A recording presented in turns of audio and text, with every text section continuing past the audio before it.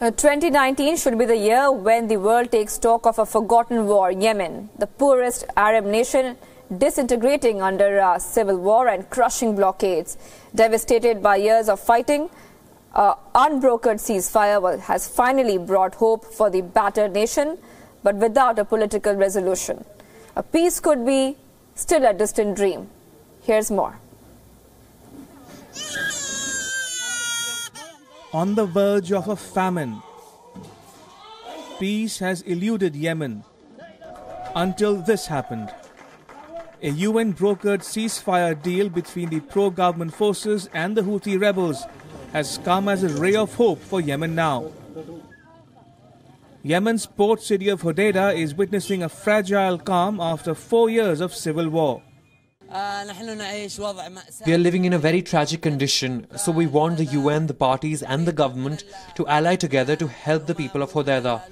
We're being afflicted to the extent of craziness. Life is unbearable here. It is boring and the living conditions are very, very difficult. For Yemen, the move is not the end of its ordeal, but a beginning towards the path of peace. The question on everybody's mind is, will Yemen's truce, which was so long in coming, hold?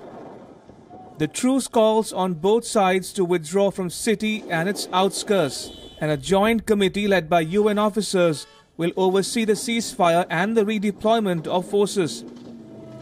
In the meantime, local authorities and the police will run the city and its 3 port facilities. The two sides are expected to continue negotiations in January in Stockholm.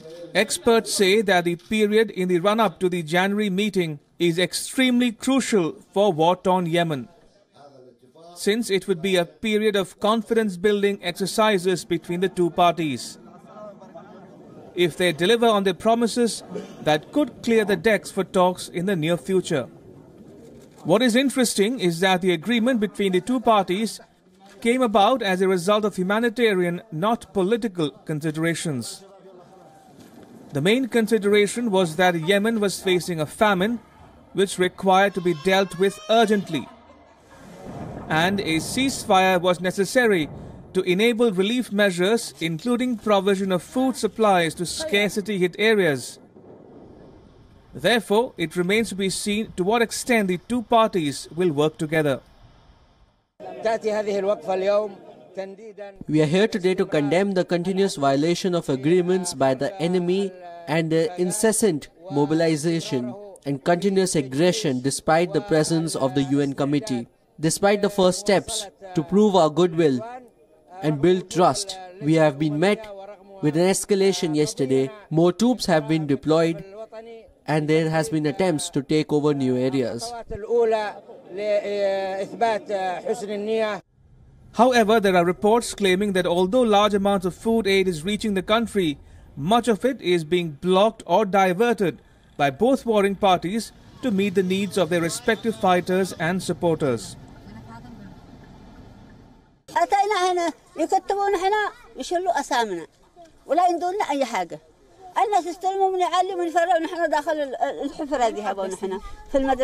have no doubt in my mind that we are seeing some serious issues in certain areas. There's certain Houthi elements that don't care about the people. A wider political agreement could take some more time, as the Houthis, who control much of northern Yemen, including the capital Sana'a, have consistently rejected the government's demand to withdraw and give up heavy weapons. A few days ago, a report by an international group claimed that the Yemen conflict has killed more than 60,000 people since 2016, and many more continue to die. But in the absence of a political resolution, sustaining the present fragile truce is a challenge.